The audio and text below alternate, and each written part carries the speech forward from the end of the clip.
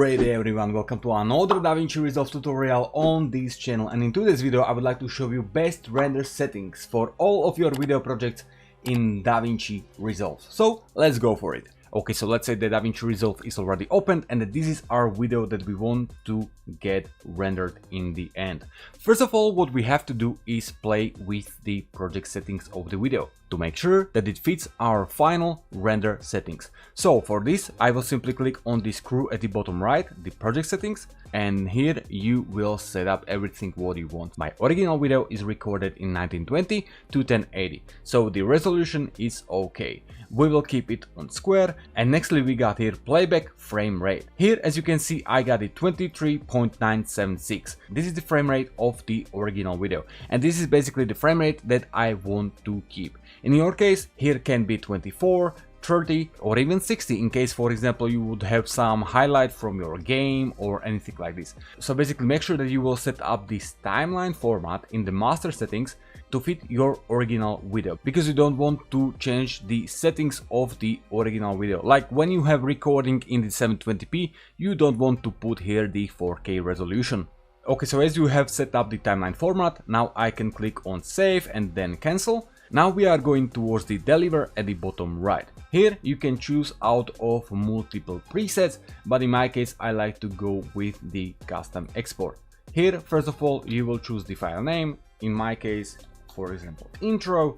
Then you will of course choose the final location where the video is going to be rendered. So this is completely up to you. Then you will choose whether you want to render single clip or individual clips. In my case, as I want to render full video as a one single clip, I will keep the single clip checked. In case I would like to render multiple clips, I would check individual clips. So we are going down towards the video settings. Export video, I will keep it on check, and now we are going to choose the format of our video. Basically the default format is QuickTime. Thanks what, after rendering your video, it will have the finisher.mov. The only decision you want to make here is to choose between the QuickTime and the MP4. The MP4 is widely used format for the videos and it's still mostly used, but basically the biggest difference between the QuickTime and the MP4 is that MP4 is typically a little bit more compressed than QuickTime. Therefore, when you are not looking for the compression of your video, you want to go with the QuickTime. With no compression, your video should have the best possible quality available. Nextly, we got here codec.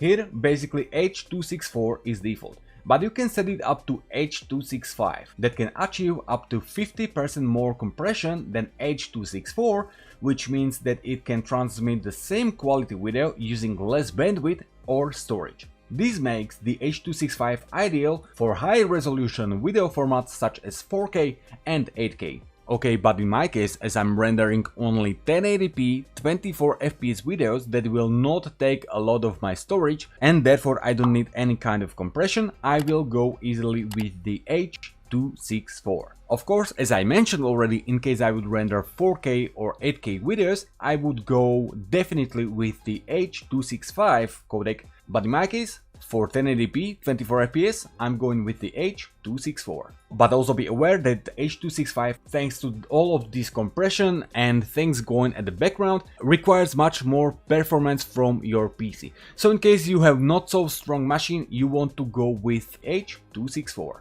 Nextly, encoder, you are keeping it on auto, and network optimization you will keep unchecked. Nextly, we are moving towards the resolution. Here you want to of course keep it to the same as is the original video and as it is already set up in your project settings. So in my case, it's going to be 1920 to 1080. Uncheck use vertical resolution, as of course it is normal 16:9 video and not 9:16 TikTok format, so I will keep this unchecked. And frame rate, make sure that this is the same as at the project settings and therefore of course the same as the original video. Next we are moving towards this section.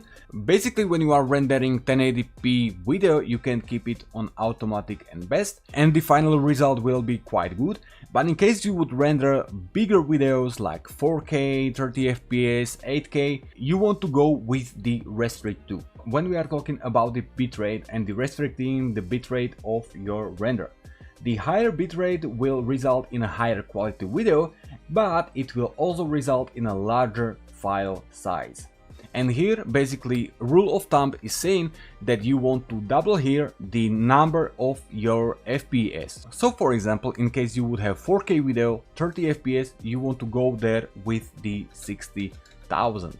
In case you would have 4K video 60 FPS, you would go with 120,000. Okay, but as I said, for 1080p 24 FPS I can easily go with automatic and keep it on the best. Encoding profile I will choose high because I want to have the best possible quality of my final video. Keyframes I will check the automatic, and frame reordering I'm going to check as well. We are moving towards the advanced settings. Here the pixel aspect ratio we want to keep on square, data levels auto, and color space tag and gamma tag we are keeping same as the project. Only in case you are using the Apple products, you want to change the gamma tag towards this Rec 709A. But as I'm the Windows user, I'm going with same as the project. Okay, as we coming down, I want to keep check the bypass re-encode when possible, and also I like to check the force sizing to highest quality and to force the buyer to highest quality.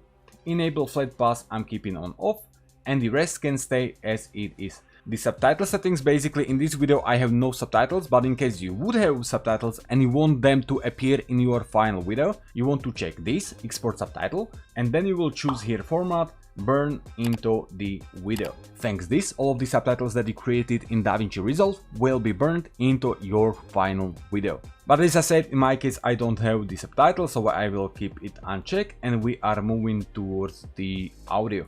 Here of course export audio we are keeping on check, and we are going to choose the codec. I prefer to go with the linear PCM, and we are going with bit depth at least 24. At the bottom you can see audio normalization. Let's say that in your video is some kind of extremely noisy sound, some shoot or scream or whatever.